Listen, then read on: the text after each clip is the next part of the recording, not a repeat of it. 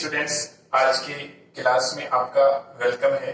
और आज की क्लास में हम लोग फिजिक्स को किस तरह से क्लासिफाई किया गया है इसके बारे में स्टडी करेंगे। तो देखिए, पूरे फिजिक्स को दो मेन पार्ट में डिवाइड किया गया है, क्लासिफाई किया गया है, जिसमें एक को कहते हैं हम लोग क्लासिकल फिजिक्स और दूसरे को कहा जाता है मॉडर्न फिजिक्स। जैसा कि आप यहाँ पर देख सकते हैं कि फिजिक्स को दो मेन पार्ट में डिवाइड किया गया है। एक का नाम है क्लासिकल फिजिक्स और दूसरे का जो नाम है वो है मॉडर्न फिजिक्स। अब इन दोनों में डिफरेंस क्या है? तो क्लासिकल फिजिक्स यानी कि 1980 तक जो भी नेचर से रिलेटेड जो फिनोमेना हो रहा है, नेचर में जो फिनोमेना हो रहा है उससे रिलेटेड जो हम लोगों ने चीजों को जाना, जो लॉज हमारे पास आया, जो स्टडी हुआ, उस वहां तक की फिजिक्स को क्लासिकल फिजिक्स कहा जाता है। और उसके बाद के यानी 1980 इसके बाद जो डिफरेंट चीजों के बारे में स्टडी किया गया, तो उससे रिलेटेड जो फिजिक्स है उसे हम लोग कहते हैं मॉडर्न फिजिक्स।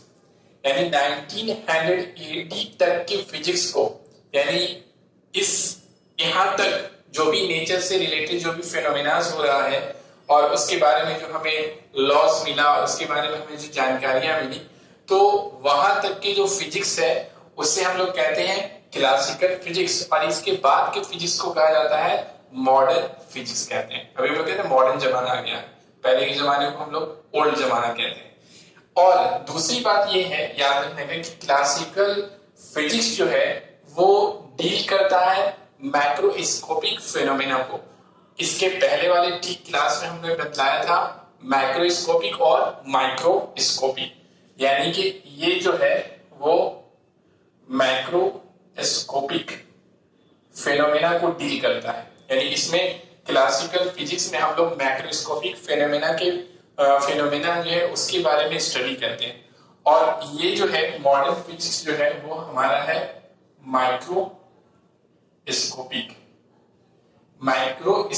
यहाँ पे माइक्रो और ये है मैक्रो, यानी कि ऐसा फिनोमेना जिसको हम अपने नेकेड आई से देखते हैं और उसका स्टडी करते हैं। उसके लिए हमें कोई लेंस की या माइक्रोस्कोप की जरूरत नहीं पड़ती है। तो देखिए, तो क्लासिकल फिजिक्स जो होता है वो डील करता है मैक्रोस्कोपिक फेनोमेना को, और जो मॉडर्न फिजिक्स होता है वो डील करता है माइक्रोस्कोपिक फेनोमेना को। यानी ऐसी चीजें जो हम अपने नेकेड आई से यानी खुली हुई आंखों से देख नहीं पाते। जैसे आप एटम्स के बारे में देख सकते हैं, एटम्स में इलेक्ट्रॉन होता है, प्रोटॉन होता है, न्यूट्रॉन होता है, उन सब चीजों को आप नहीं देखते हैं, लेकिन उन सब चीजों के बारे में भी स्टडी किया गया, ठीक है। और इसी तरीके से न्यूक्लियस के बारे में स्टडी किया गया, क्वांटम फिजिक्स। तो ये सब आता है मॉडर्न फिजिक्स। माइक्रोस्कोपिक जो फिनोमेना है, यानी ऐसी चीजें जो बहुत छोटे ऑब्जेक्ट से रिलेटेड है, बहुत छोटी चीजों से रिलेटेड है और जिसे हम अपने नेकेड आई से नहीं देख पाते हैं। तो ऐसी चीजें जो है वो आता है मॉडर्न फिजिक्स के अंतर्गत आता है, इसके अंदर आता है।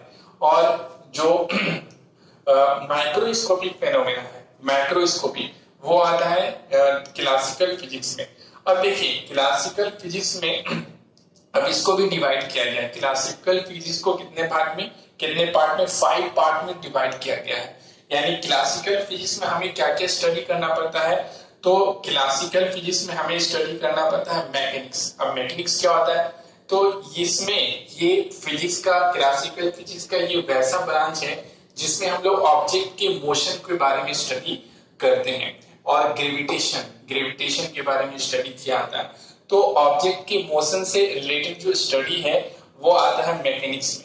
इसके बाद जो दूसरा है हम लोग का वो है ऑप्टिक्स। तो ऑप्टिक्स ये फिजिक्स का वैसा ब्रांच है जिसमें हम लोग लाइट और इससे जो रिलेटेड फेनोमेना है उसे स्टडी करते हैं। लाइट से रिलेटेड जो फेनोमेना है, जैसे कि reflection of light, 10th class में पढ़ा होगा आपने, इसी तरह से रिफ्रैक्शन ऑफ लाइट, इसके बाद और भी फिनोमेना पढ़ना है, स्कैटरिंग ऑफ लाइट, इसी तरह से interference of light, diffraction of light. ठीक है, तो ये सारे फिनोमेना है जो लाइट से रिलेटेड है, उसे हम लोग स्टडी करते हैं किसमें, ऑप्टिक्स में स्टडी करते हैं।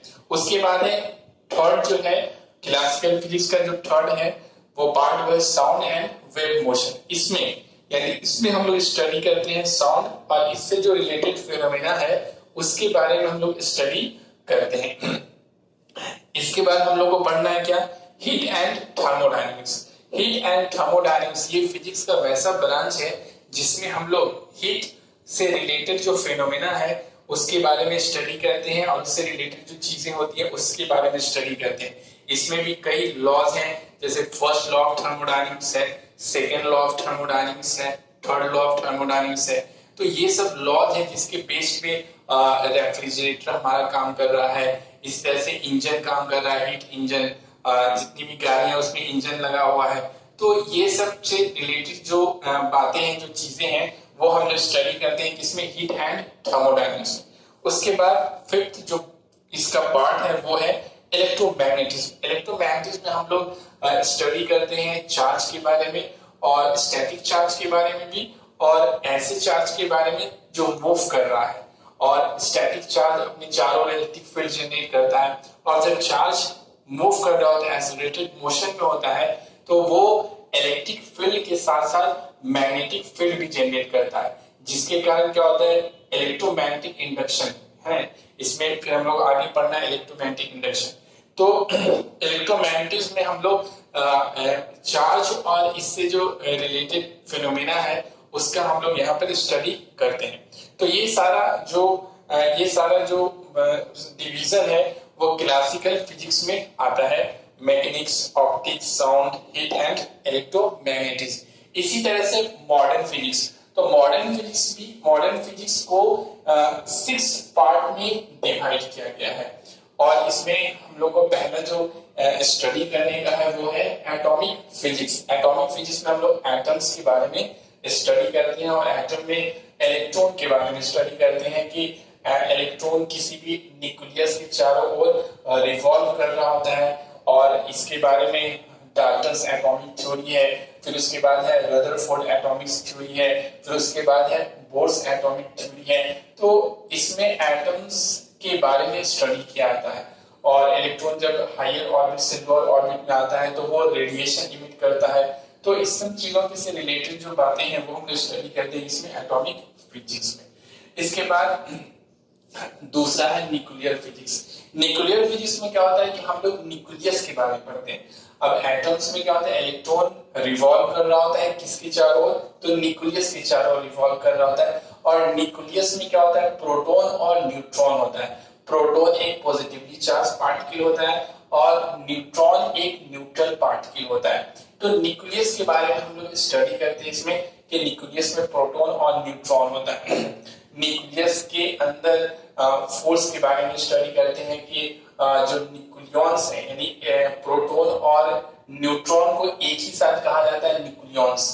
तो न्यूक्लियॉन्स जो होता है उन सब के बीच में कैसा फोर्स लगता है, वहां पे हम लोग को न्यूक्लियर फोर्स के बारे में पढ़ना है, न्यूक्लियर बाइंडिंग एनर्जी के बारे में, इन सब चीजों के बारे में। इसके बाद पढ़ना है रेडियो एक्टिविटी, यानी अल्फा रे का इमिशन होता है, बीटा रे, रेडियोएक्टिव जो मटेरियल्स होते हैं उससे अल्फा रे, बीटा रे, गामा पार्टिकल, ये सब क्या होता है, ये सब इमिट होता है। तो इन सब चीजों के बारे में हम लोग को पढ़ना है, nuclear fission, nuclear fusion, atom bomb, ये सब। तो ये हम लोग को पढ़ना है इसमें न्यूक्लियर फिजिक्स में पढ़ना है। इसके बाद जो थर्ड है वो है क्वांटम फिजिक्स। क्वांटम फिजिक्स में हम लोग को एटम्स और जो मॉलिक्यूल्स हो गया, इलेक्ट्रॉन, इसके बिहेवियर के बारे में स्टडी करना है कि कैसे बिहेव करता है। उसके बाद हम लोग को स्टडी करना है theory of relativity. Theory of relativity क्या होता है कि थ्योरी ऑफ रिलेटिविटी ये आइंस्टीन जो साइंटिस्ट है उन्होंने स्पेशल थ्योरी ऑफ रिलेटिविटी दिया। तो इसके बारे में हम लोग यहाँ पर स्टडी करना है, और इसमें आता है कि कोई भी जो इंट्रैक्शन होता है वेरी हाई स्पीड जो पार्टिकल्स का, तो उसके इन सब चीजों से रिलेटेड बातों को हम लोग को इसमें स्टडी करना है, ये थ्योरी ऑफ रिलेटिविटी में। इसके बाद कॉस्मोलॉजी एंड स्पेस एक्सप्लोरेशन, ये क्या है कि स्पेस से रिलेटेड चीजों के बारे में स्टडी करना है, कि जैसे सैटेलाइट को लॉन्च कैसे किया जाता है, मैन मेड सैटेलाइट कैसे बनाएंगे और उसे कैसे हम लोग भेज सकते हैं दूसरे जो प्लेनेट है। तो और जो स्पेस में जो चीजें हो रही हैं, घटनाएं हो रही हैं, उन चीजों से रिलेटेड यहाँ पर स्टडी किया जाता है। तो ये हो गया हमारा फिफ्थ। और उसके बाद है मेसोस्कोपिक फिजिक्स। मेसोस्कोपिक फिजिक्स में क्या होता है कि ऐसा मटेरियल जो जिसका जो इंटरमीडिएट लेंथ में होता है, यानी उसका लेंथ बहुत बहुत कम होता है, यानी माइक्रोमीटर से नैनोमीटर, यानी बहुत छोटा। माइक्रोमीटर कहते हैं 10⁻⁻6 को, 10⁻⁻6, और नैनोमीटर होता है 10⁻⁹ मीटर, यानी कि 1 मीटर का केमा भाग 10⁻6 करेंगे तो ये हो जाएगा 10⁻⁻6 मीटर, यानी बहुत छोटे छोटे जो मटेरियल्स है उसके बारे में यहाँ पर हम लोग स्टडी करते हैं मेसोस्कोपिक फिजिक्स में। हाँ, अब ये बात समझने की कि देखिए हम लोग को ये सब जो है क्वांटम फिजिक्स हो गया, थ्योरी ऑफ रिलेटिविटी, कॉस्मोलॉजी और जो मेसोस्कोपिक फिजिक्स, ये सब हायर स्टैंडर्ड में स्टडी करना है। जब आप बीएससी में चले जाएंगे या फिर बीटेक करने जाएंगे तो वहां पे स्टडी करना है। और यहाँ पर हम लोग को 12th क्लास में, 11th और 12th क्लास में ये सब चीजों को, और फिर यहाँ पर एटॉमिक फिजिक्स और न्यूक्लियर फिजिक्स, इन दोनों के बारे में स्टडी करना है यहाँ पर। तो ये तो हो गया हमारा कि किस तरह से फिजिक्स को क्लासिफाई किया गया है। तो फिजिक्स को क्लासिफाई किया गया है, इसके दो मेन पार्ट है, एक है क्लासिकल फिजिक्स और दूसरा है मॉडर्न फिजिक्स। फिर क्लासिकल फिजिक्स को भी 5 पार्ट में डिवाइड किया गया है और मॉडर्न फिजिक्स को 6 पार्ट में डिवाइड किया गया है। इसमें हम लोग को ये सब चीजों को 11th और 12th में पढ़ना है। इसके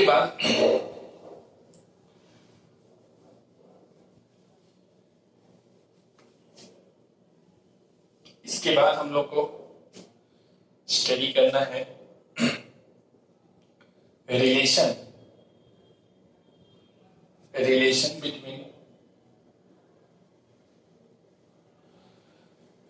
बिटवीन फिजिक्स एंड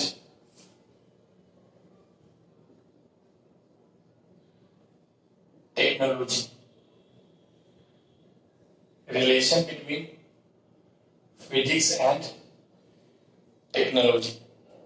तो देखिए अब फिजिक्स और टेक्नोलॉजी में क्या रिलेशन होता है। तो देखिए फिजिक्स और टेक्नोलॉजी में म्यूचुअल रिलेशन का मतलब ये होता है कि जो फिजिक्स होता है, फिजिक्स को स्टडी करके हम लोग न्यू टेक्नोलॉजी को जनरेट करते हैं। Physics generates new technology. Physics क्या करता है, जनरेट करता है न्यू टेक्नोलॉजी को। जैसे कि देखिए बताते हैं कि हम लोगों ने स्टडी किया किसके बारे में, सिलिकॉन के बारे में, ठीक है, या फिर कहेंगे तो जर्मेनियम के बारे में। अब ये दोनों क्या है, सेमीकंडक्टर है। ये क्या है, ये है आपका सेमीकंडक्टर। दोनों क्या है, सेमीकंडक्टर। देखिए सेमीकंडक्टर होता है और कंडक्टर होता है, और फिर क्या होता है, इंसुलेटर होता है, कंडक्टर। हाँ, तो कंडक्टर क्या होता है, वैसा मटेरियल होता है जिसमें इलेक्ट्रिसिटी इजीली पास कर जाता है। इंसुलेटर वैसा मटेरियल होता है जिसमें इलेक्ट्रिसिटी पास नहीं करता, जैसे वुड हो गया, ग्लास हो गया, प्लास्टिक हो गया। और कंडक्टर का मतलब हो गया जैसे कि आयरन, सिल्वर, गोल्ड। इसके बाद होता है सेमीकंडक्टर। सेमीकंडक्टर में सिलिकॉन, जर्मेनियम आता है। तो सेमीकंडक्टर वैसा मटेरियल होता है जिसमें इलेक्ट्रिसिटी जो पास करता है वो कंडक्टर और इंसुलेटर इसके बीच में लिया जाता है, बीच में पास करता है, यानी उतना ज्यादा पास नहीं करता। पास जरूर करता है लेकिन उतना ज्यादा जिस तरह से कंडक्टर में पास करता है उस तरह से पास नहीं करता है। तो देखिए अब हम लोगों ने स्टडी किया किस पर, सिलिकॉन पे। लोगों ने स्टडी किया सिलिकॉन और जर्मेनियम पर, और यहां से क्या बनाया, फिर लोगों ने बनाया डायोड। क्या बनाया, डायोड, ठीक है। इसी तरीके से लोगों ने बनाया क्या, ट्रांजिस्टर।